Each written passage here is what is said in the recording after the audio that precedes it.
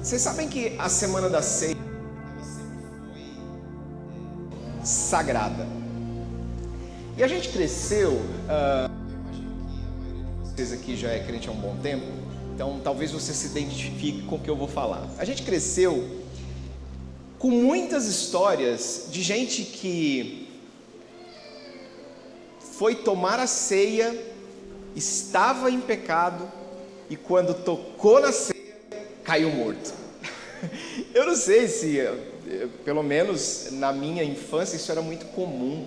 A gente escutava muitas histórias, quase que contos urbanos, de gente que foi participar da ceia e estava em pecado e ali mesmo já ficou. E aí a gente cresceu num ambiente meio de um certo terrorismo assim, com relação à ceia. A gente morria de medo dos vasos levantar e começar a revelar. Tanto é que quando você estava na ceia e você estava meio, um pé lá e um pé cá, que levantava alguém e dizia: eis que falo com a minha igreja. Rapaz, a gente gelava, porque era esse clima de medo do que poderia acontecer se você participasse de uma ceia em pecado. E o pastor Ed Renekiewicz, da Igreja Batista da Água Branca, a quem eu considero demais, acompanho, acho uma visão teológica muito interessante. Ele diz que existem 3 formas da religião laçar o fiel, Então, ele diz que uma delas é a culpa.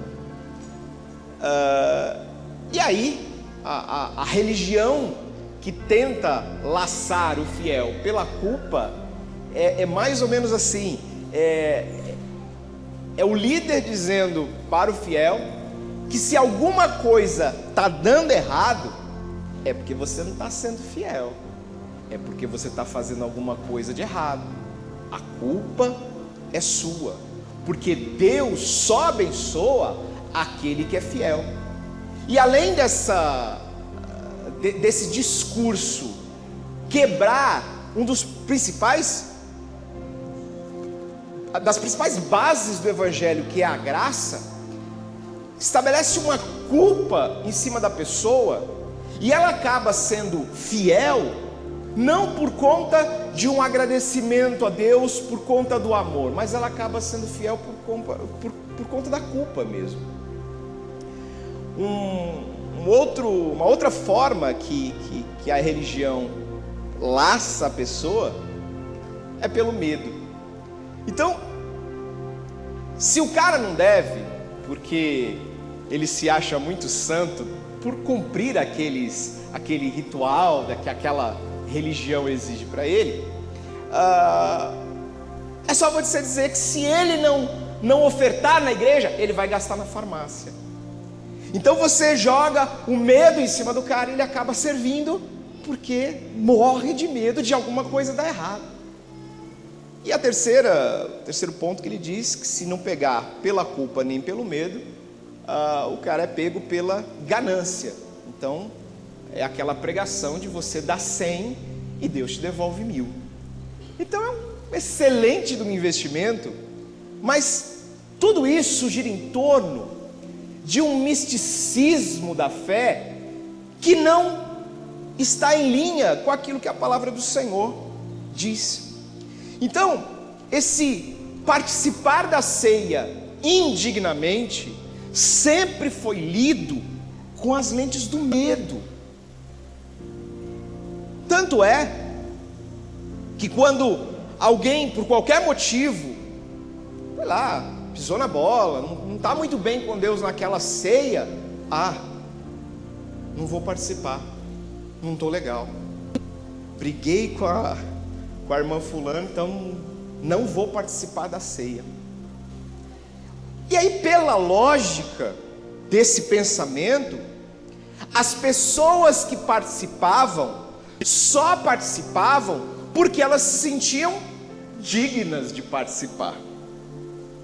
Então, vinha participar da ceia, e porque aquela semana ela tomou um cuidado redobrado para não pecar, ela chegava na ceia com um sentimento de dignidade, olhava para si e dizia assim: bom, eu estou digno de participar da ceia. Só que eu tenho uma péssima notícia para todos aqueles que infelizmente talvez ainda pensem assim. Você nunca foi e você nunca será digno de participar dessa mesa. Isso é pesado, não é? Isso é pesado porque nós vivemos muitas vezes um evangelho baseado naquilo que nós fazemos, no sacrifício do braço. É muito comum você ouvir pessoas dizendo: olha, porque eu tenho servido ao Senhor, eu tenho pago o preço. Aí você pensa, você vem para um ambiente de ceia, você canta sobre a morte de Cristo, você começa a refletir no preço que Jesus pagou por nós.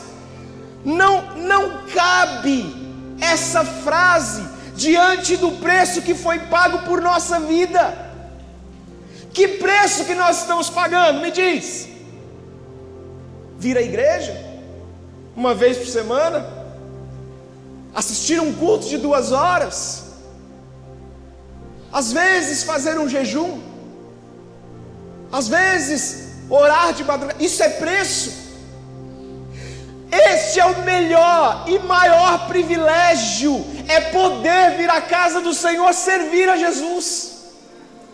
Isso não é preço, isso é bênção, isso é oportunidade, isso é privilégio. Imagina que uma hora dessas, talvez alguns anos atrás, onde é que você estaria? Talvez em casa, capotado depois de ter vindo de uma balada, cheio das cachaças, dor de cabeça, mas Deus resgatou, e hoje você pode participar de um banquete como esse. Isso é privilégio, e às vezes a gente não dá valor. A gente canta, talvez não cante mais, porque né, a harpa parece que às vezes, mas a gente cantava muito, né, que se lá para o deserto tu me queres levar, eu irei, mas chove e a gente já não quer ir para a igreja. Então, se nenhum de nós aqui é digno de participar, o que quer dizer então participar indignamente? A palavra grega para indignamente aqui é anaxios, que significa de um modo indigno. Então, essa dignidade que o texto descreve não tem nada a ver com a santidade, tem a ver com o modo como você participa, porque ninguém é verdadeiramente digno de comunhão com Cristo. Portanto, essa palavra indignamente, ela descreve o modo como nós devemos participar. Portanto, o maior pecado na ceia é se sentir digno, é estar participando desse momento com o sentimento de que eu mereço estar aqui, com o sentimento de que eu tenho pago o preço, com o sentimento de que eu tenho aberto mão de muitas coisas. Não! Esse é o pior pecado. É se achar merecedor de estar aqui, é participar feliz e contente, porque esse mês você não fez nada de errado. A verdadeira dignidade na ceia é participar discernindo que não somos dignos de participar deste momento. Nós só estamos aqui tendo o privilégio de participar disso aqui, porque um dia o Cordeiro se entregou por nós, e pelos seus sacrifícios nossos pecados foram cobertos. Então, tal como na criação, quando o próprio Deus cobre Adão e Eva, nós fomos cobertos pelo sangue, e quando Deus olha para nós, Ele não nos vê mais na nudez do nosso pecado, Ele olha essa cobertura chamada sangue de Cristo. Então, qual é o modo certo de participar? Já que participar indignamente é participar de um modo errado. Qual é o modo certo então? Bom, então primeiro a gente precisa entender qual é o modo errado, que é mais fácil de entender então qual que seria o certo. Nós lemos o texto inteiro, porque quando nós lemos apenas a parte da ceia, nós lemos com um ar muito romantizado da coisa. Nós lemos com um ar muito florido da ceia. Só que quando você lê o texto inteiro, você começa a perceber que Paulo está virado. Ele diz assim: eu não posso elogiar vocês. Sabe por quê?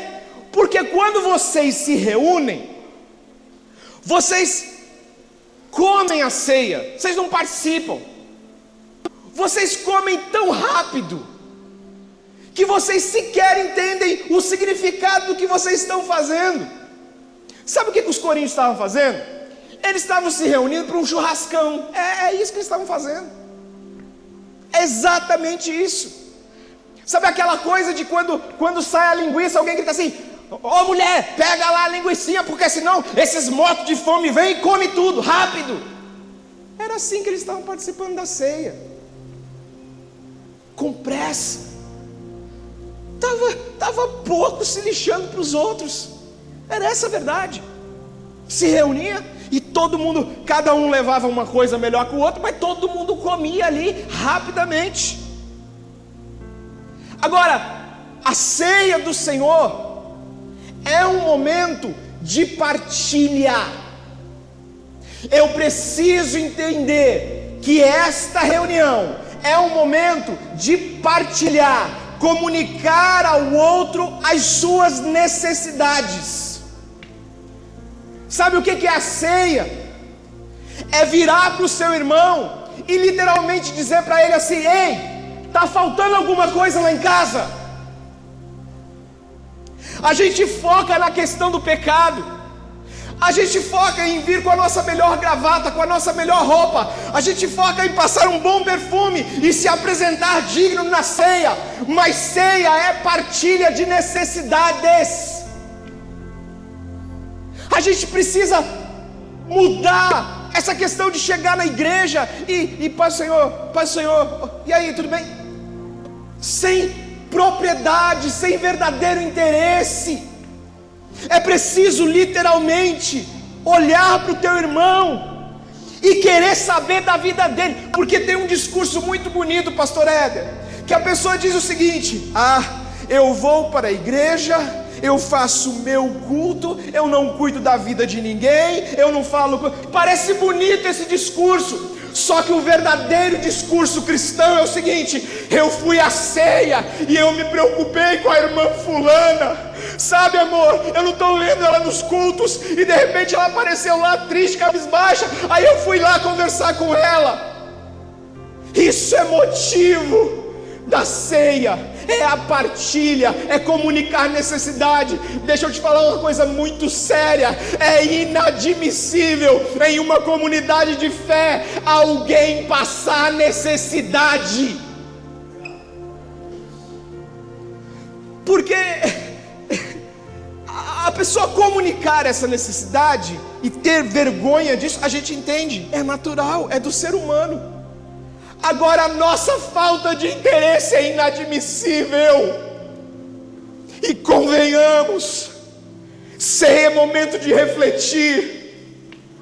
Tem gente que passa necessidade sim na igreja, não comunica a igreja por vergonha, e nós, por falta de interesse, deixamos isso passar batido. É triste. Mas a gente continua focando em estar bonitinho na igreja. em estar cheiroso, em chegar no melhor carro. Irmão, a gente tem coragem, me perdoe, mas o Senhor me leva a isso. A gente tem coragem de dobrar o joelho e dizer: Senhor, lembra daquela promoção? Meu irmão, a gente tem coragem de dobrar o joelho e dizer: Senhor, olha a parcela do carro, me ajuda a pagar.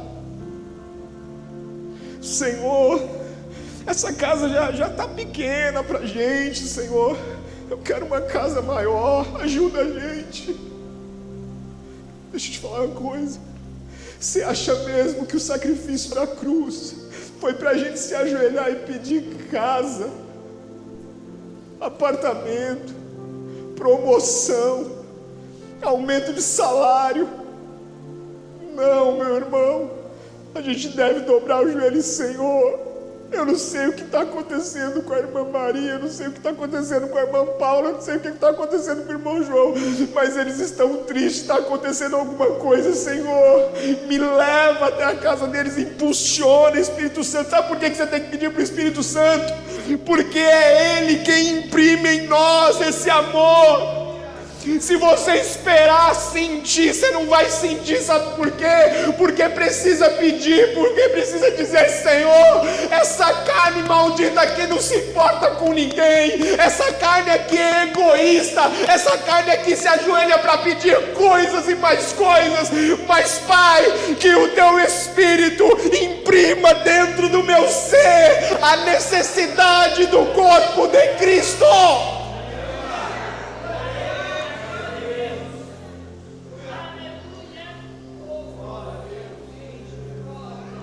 Não, igreja, não pode ser assim. Eu lembro de situações na minha vida que eu juntava as moedinhas, pastor Éder, para comprar o pão no outro dia, e chegava no final de semana, do nada, alguém colocava um envelope no meu bolso.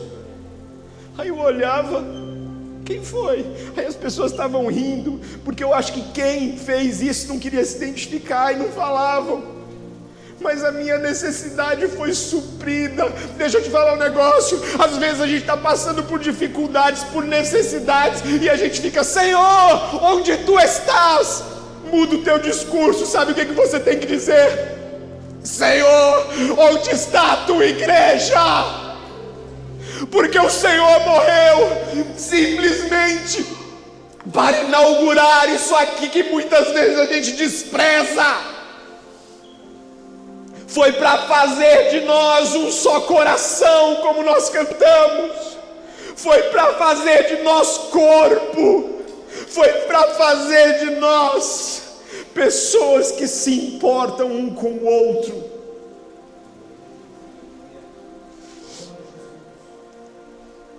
Agora, o texto também diz: examine-se. Agora, convenhamos, o nosso exame é um exame meio SUS, né? É um exame meio pela metade. É um exame qualquer nota. É um exame que você vai a primeira vez para marcar e fica 9 meses esperando para completar. É esse o exame que a gente faz dentro da gente. Porque quando a gente vai fazer esse exame, sabe o que a gente faz? A gente procura as coisas que nós não fizemos. Então a gente faz aquela cara de crente, né? Porque é engraçado que as pessoas vêm para a ceia trazendo a tristeza. Vocês já viram? Não sei, a maioria de vocês que é pai aqui já deve ter assistido aquele desenho dos sentimentos. Divertidamente. Parece que alguns crentes trazem para a igreja a tristeza no dia da ceia. Então eles trazem a tristeza assim: oh, Jesus, uma cara de tristeza, expressando uma certa humildade. E aí, quando vai se fazer esse exame, a gente procura o que não fez. Então a gente olha assim: bom, esse mês eu não bebi, eu não fumei, eu não traí, eu não falei mal, estou de boas. Parece que nós somos invadidos por um orgulho santo de quem bateu o ponto, sabe? Não fiz isso, plain. Não fiz aquilo, plain. Não fiz aquilo outro, aquele lá, tô ótimo, plain. Vou somando pontos na cartela do céu. Eu não sei se você entende, mas o fato de você não ter feito nada disso é fruto da graça. Eu não sei se você entende, mas no momento em que o Espírito Santo deixar a sua mão, você se perde. Porque eu garanto que se você procurar bem, se você procurar lá no fundo, você vai realmente se sentir totalmente indigno, e você vai dizer como Paulo: miserável homem que sou, quem me libertará deste corpo mortal dominado pelo pecado? E no versículo seguinte ele dá um brado de vitória: Jesus Cristo é o único que pode me libertar. Agora, se o próprio Paulo olha para si e diz: miserável homem que sou, por que a gente olha para si e se acha merecedor de estar aqui? E aí o texto vai dizer: examine-se e coma. Agora, o texto não diz: examine-se e então decida se vai participar ou não. O texto diz: examine-se e coma. Roger, então quer dizer que mesmo em pecado eu posso participar? Eu briguei com a irmã fulana, não vou tomar ceia. Deixa eu te falar um negócio. Se você está vivendo em pecado, participar ou não da ceia é a sua última preocupação. Se você está vivendo em pecado, a sua primeira preocupação hoje aqui é confessar e deixar.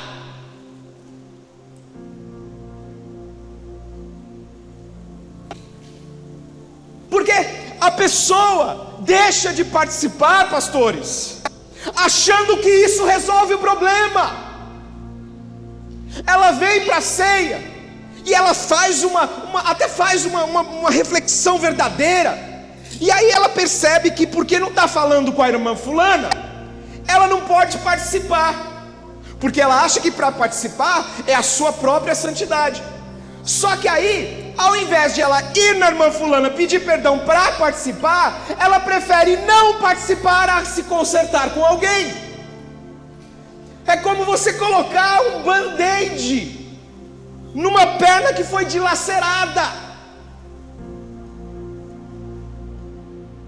Porque se você acha que você pode participar dessa mesa por conta das coisas que você fez ou deixou de fazer, você não faz ideia do que é graça.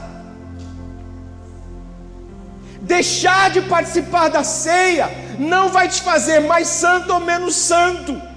Só que quando você deixa de participar, você se enfraquece e o diabo passa o resto do mês te acusando. E se você acha que você fazendo isso, aí então você merece participar da ceia, então a sua igreja deveria ser a igreja da meritocracia dos santos dos últimos dias. Então, o que é discernir o corpo? É imprescindível a gente saber disso, porque o texto vai dizer que quem não discerne o corpo é condenado. Então eu creio que existem dois aspectos para discernir o corpo do Senhor, e esse é um pensamento livre meu, e não quero fazer disso uma doutrina, mas é a forma que eu vejo, eu gostaria de compartilhar com vocês. Para mim, discernir o corpo tem dois aspectos: vertical e horizontal.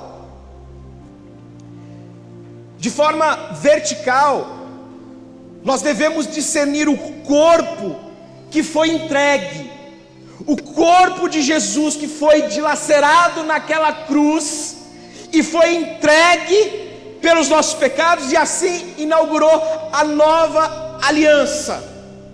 Então, este corpo precisa ser discernido como o corpo que foi entregue, e a partir dali, os sacrifícios do Antigo Testamento foram abolidos, porque Ele se fez sacrifício por nós.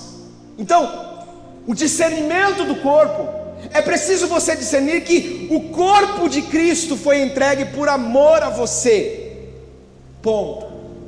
Agora, no aspecto horizontal, a gente precisa discernir que esse corpo é a igreja de Cristo na terra.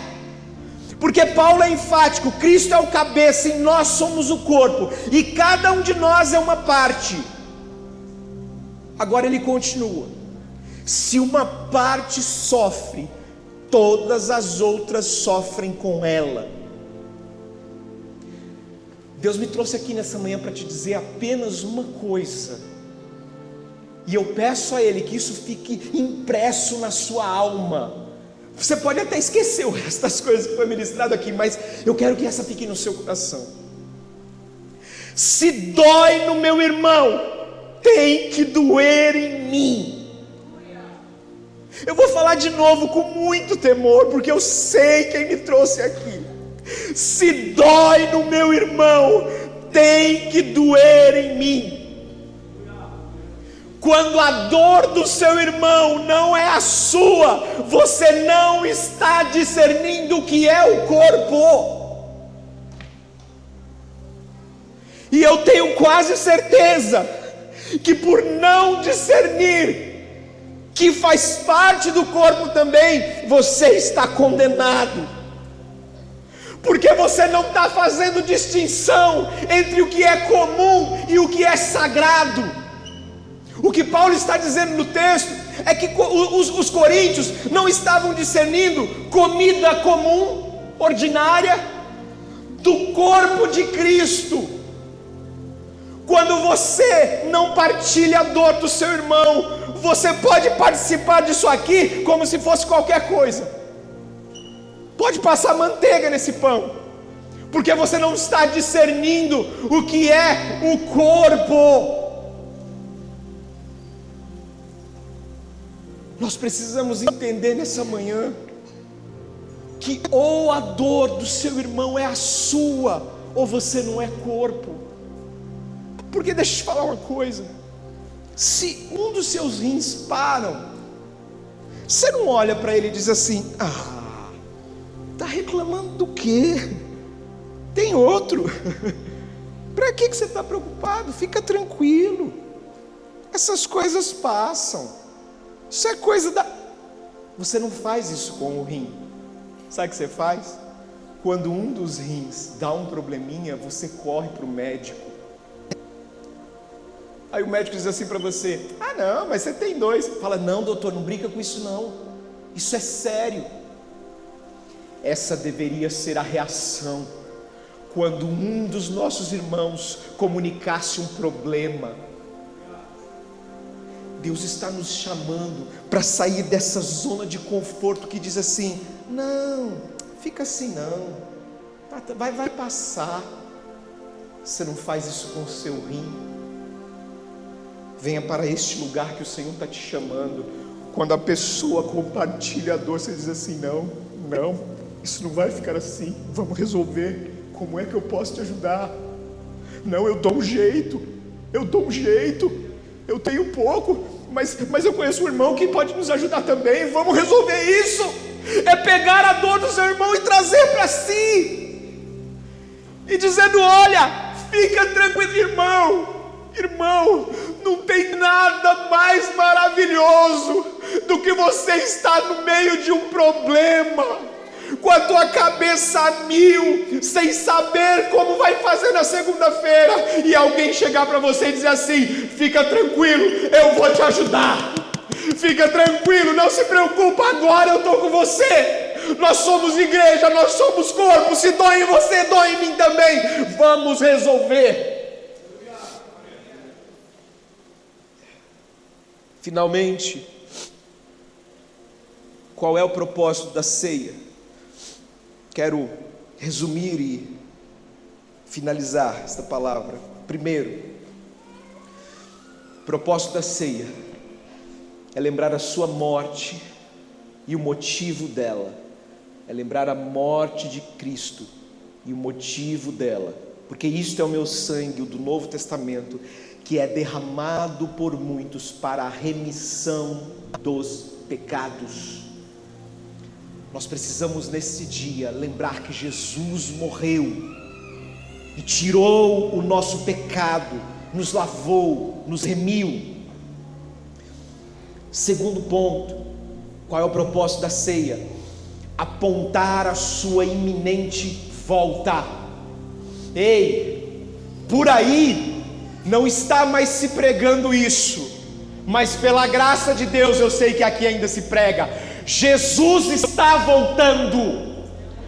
Por mais arcaica que seja essa mensagem por aí afora, por mais que o fato de Jesus quebre o esquema de muitas religiões, para nós, Jesus pode voltar hoje. Maranata, hora vem, Senhor, nós queremos subir, nada nos prende aqui. E finalmente, o propósito da ceia é comunhão. Ao honrar o corpo de Cristo, não basta honrar o corpo dado por Cristo, é preciso honrar a sua igreja. Ei, Jesus morreu por esta igreja, para inaugurar este corpo, portanto, honre a igreja. Sabe o que nós temos feito?